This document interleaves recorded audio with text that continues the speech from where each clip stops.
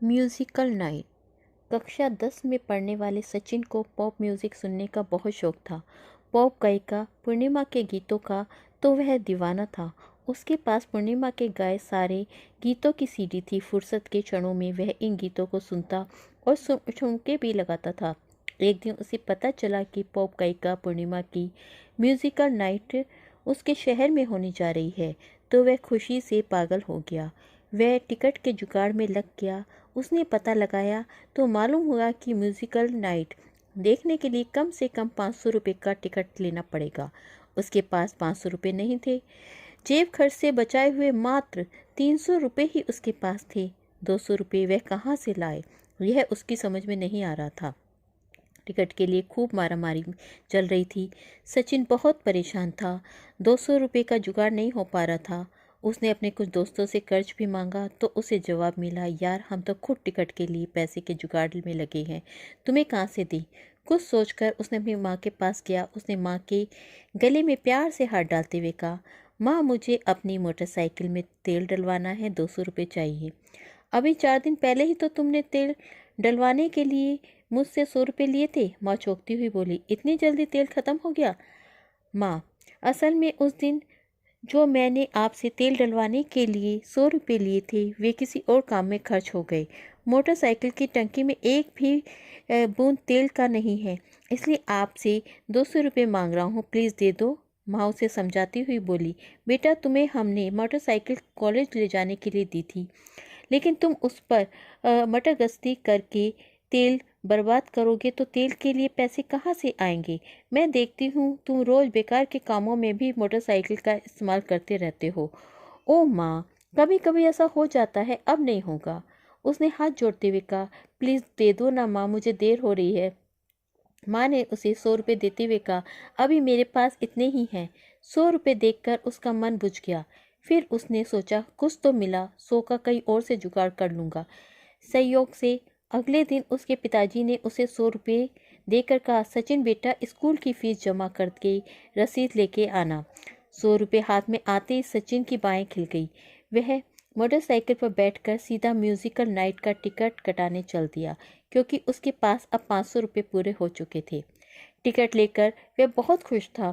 जिस दिन musical night होने वाली थी, सचिन अपनी माँ के पास गया और म्यूजिकल नाइट के बारे में बताता हुआ बोला, माँ मैं अपने कुछ दोस्तों के साथ म्यूजिकल नाइट देखने जा रहा हूँ। बेटा म्यूजिकल नाइट देखने जा रहे हो तो अपने पापा से कहकर पूछकर जाओ। पिताजी कहीं मना न कर दें, यह सोचकर वह उनसे पूछना नहीं चाहता था। माँ इजाज़त दे देती तो भी उसका काम बन जाता, लेकिन माँ ने तो एक तरह से अड़ंगा ही डाल दिया था। फिर वह कुछ सोचकर अपने पिताजी के पास गया और उनसे संकुचाता हुआ बोला, पिताजी मैं अपने कुछ दोस्तों के साथ म्यूजिकल नाइट देखने जा रहा हूँ, तुम्हारे पास टिकट कहाँ से आया। पिताजी ने हैरानी से पूछा। सचिन ने तुरंत झूठ बोल दिया, मेरे एक दोस्त ने पास का जुगाड़ किया है। पिताजी कुछ सोचते हुए बोले, बेटा छोटे शहरों में इस तरह का म्यूजिकल नाइट में अक्सर हंगामा मारपीट शुरू हो जाती है। वहाँ कुछ आवारा और गुंडे किस्म के लोग जमा होकर प्रोग्राम में बाधा डालते हैं। वहाँ जाना खतरे से खाली नहीं है पिताजी, वहाँ पुलिस का भारी बंदोबस्त रहेगा, प्रशासन के लोग रहेंगे। उसने जोर देते हुए और जिद करते हुए कहा, प्लीज़ जाने दीजिए ना। सचिन की जिद के आगे पिताजी को झुकना पड़ा। उन्होंने जाने की इजाज़त दे दी, लेकिन हिदायत भी दी, अगर किसी प्रकार का हो हंगामा शुरू होने लगे तो तुम वहाँ मत रुकना, सीधे घर आ जाना। सचिन अपनी मोटरसाइकिल पर बैठकर चल दिया। म्यूजिकल नाइट एक स्टेडियम में होने वाली थी। स्टेडियम के बाहर वाहनों के को खड़ा करने के लिए एक स्टैंड बनाया गया था। वहाँ अपनी मोटरसाइकिल खड़ी कर सचिन अंदर चला गया। उसे मंच के पास ही एक कुर्सी मिल गई। मंच के पास कुर्सी मिल जाने से बहुत खुश हुआ। उसने सोचा, नज़दीक से अपने प्रिय गायिका को गीत गाता हुआ देखकर मज़ा आ जाएगा। प्रोग्राम शुरू होने से पहले ही पूरा स्टेडियम दर्शकों से खचाखच भर गया था। निश्चित समय पर प्रोग्राम शुरू हो गया। गायिका पूर्णिमा जैसे ही मंच पर गीत गाने आई, दर्शकों ने तालियां बजाकर उसका स्वागत किया। पूर्णिमा ने लगातार 4-5 गीत गाए। इसके बाद उद्घोषक ने कुछ चुटकुले सुनाकर दर्शकों का खूब हंसाया। तभी कुछ दर्शक शोर मचाने लगे कि पूर्णिमा को फिर से मंच पर बुलाया जाए। दर्शकों की मांग पर एक बार फिर पूर्णिमा मंच पर आई और गीत सुनाने लगी। गीत गाने के साथ साथ वह कुछ ठुमके भी लगा रही थी। इस पर दर्शक उत्तेजित होकर सीटियां बजाने लगे। कुछ दर्शक पुर्जे लिख लिख कर अपनी फरमाइशें भेजने लगे। गायिका पूर्णिमा ने जैसे ही एक फरमाइशी गीत गाना शुरू किया, कुछ दर्शक शोर मचाने लगे, पहले हमारी फरमाइश का गीत सुनाओ। इस पर दूसरे दर्शक भी शोर मचाने लगे, पहले हमारी फरमाइश पूरी करो। धीरे धीरे हंगामा शुरू हो गया। इस बीच किसी दर्शक ने मंच पर एक बम फेंक दिया। खूब जोर का धमाका हुआ। बम के धमाके से घायल होकर गायिका पूर्णिमा गिर पड़ी। तभी एक और बम फटा। इससे वहां भगदड़ मच गई। दर्शक अपनी अपनी जान बचाकर इधर उधर भागने लगे। पूरे स्टेडियम में अफरा तफरी मच गई। सचिन ने डर के मारे अपनी जान बचाकर गेट की तरफ भागा, मगर भगदड़ के कारण वह लड़खड़ाकर गिर पड़ा।